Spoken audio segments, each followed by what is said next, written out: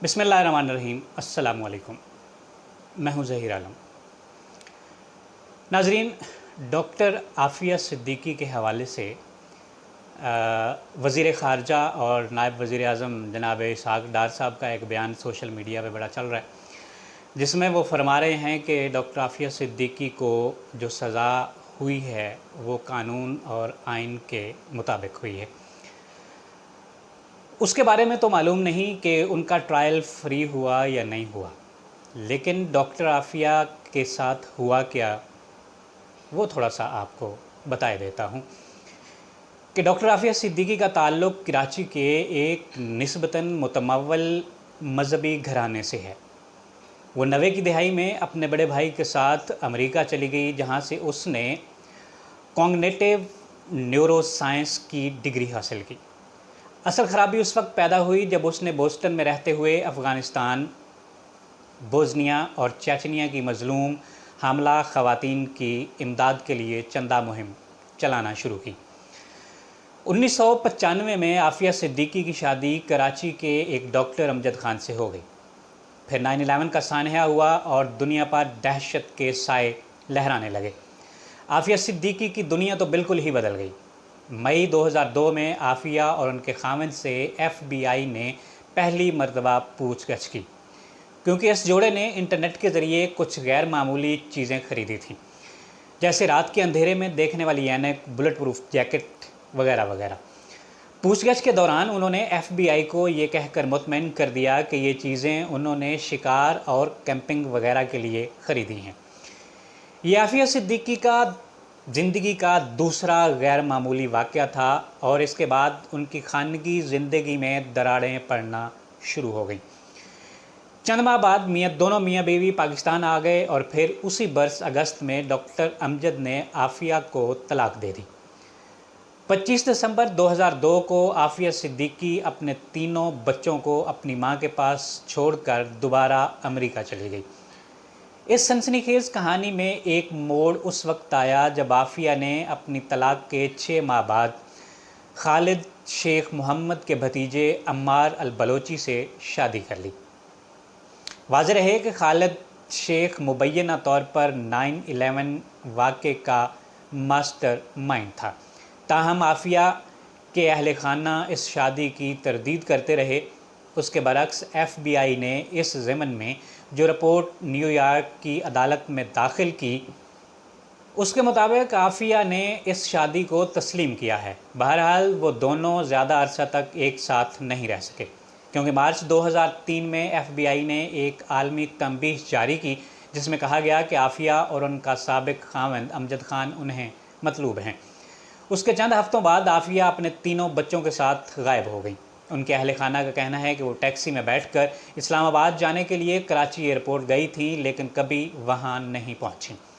دوسری طرف FBI نے ان کے سابقہ خاوند امجد خان سے ایک مرتبہ پھر پوچھ گچھ شروع کی، لیکن بعد ازاں انہیں چھوڑ دیا گیا۔ دوسری طرف عافیہ کے اہل خانہ نے کہا کہ عافیہ 2003 سے 2008 تک 5 برس افغانستان میں واقع امریکی بگرام جیل میں زیر حراست رہی ہیں، جہاں انہیں انسانیت سوز مظالم کا نشانہ بنایا گیا۔ اس کے برعکس امریکی سفیر این پیٹرسن کا کہنا ہے کہ عافیہ جولائی 2008 سے پہلے کبھی امریکی تحویل میں نہیں رہی۔ اس ضمن میں سب سے زیادہ غیر واضح اور مبہم رویہ خود عافیہ کی بہن فوزیہ صدیقی کا ہے۔ یہ امر باعث حیرت ہے کہ اس سارے معمے کو حل کرنے میں عافیہ کا بیٹا احمد کلیدی کردار ادا کر سکتا ہے، جو اسی گھر میں اپنی خالہ فوزیہ کے ساتھ رہ رہا ہے، لیکن اسے میڈیا سے بات کرنے کی اجازت نہیں ہے۔ اس بارے میں فوزیہ کا کہنا ہے کہ در حقیقت یہ اس ڈیل کا حصہ ہے جس کے تحت انہوں نے احمد کو ان کے حوالے کیا تھا۔ یہ کہانی تاحال ختم نہیں ہوئی۔ اس کیس میں مزید 2 کردار ایسے ہیں جن کے بیانات نہ صرف ناقابل یقین ہیں بلکہ حیرت انگیز حقائق سے پردہ اٹھاتے ہیں۔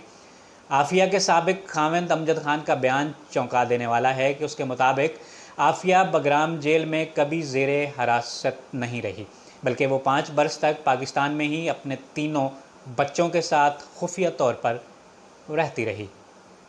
امجد کا کہنا ہے کہ اپریل 2003 میں اس نے عافیہ کو اسلام آباد کی ایک فلائٹ سے اترتے ہوئے دیکھا تھا اور اس کے 2 برس بعد اس نے عافیہ کو کراچی میں دیکھا تھا جب وہ ٹریفک جام میں پھنسی ہوئی تھی۔ وہ اس لیے خاموش رہا کیونکہ اسے خدشہ تھا کہ اس کے بولنے سے اس کے بچوں کی زندگی خطرے میں پڑ سکتی ہے جو عافیہ کی تحویل میں تھے۔ اس کہانی کے ایک اور اہم کردار عافیہ صدیقی کے چچا شمس الحسن فاروقی ہیں۔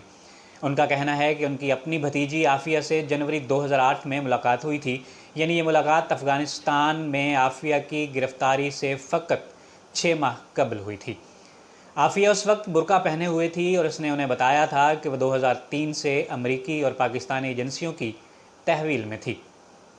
اگرچہ اب انہوں نے اسے چھوڑ دیا ہے لیکن وہ تاحال اس پر نظر رکھے ہوئے ہیں اور ان کی خواہش ہے کہ وہ القاعدہ میں داخل ہو کر ان کے لیے کام کرے۔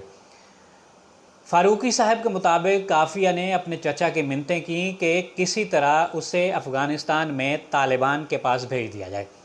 دراصل عافیہ کا یہ خیال تھا کہ وہ طالبان کے پاس زیادہ محفوظ رہے گی۔ بعد ازاں عافیہ افغانستان کیسے پہنچی، وہ وہاں خود گئی، اسے وہیں سے گرفتار کیا گیا یا خفیہ ادارے اسے افغانستان لے گئے؟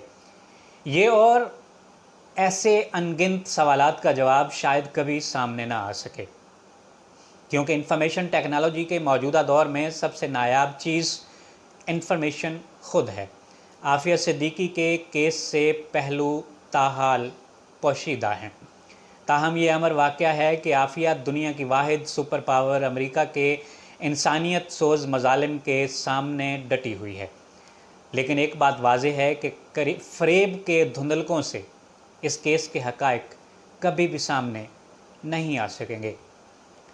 آج کے لیے اتنا ہی، اجازت دیجیے، اللہ نگہبان۔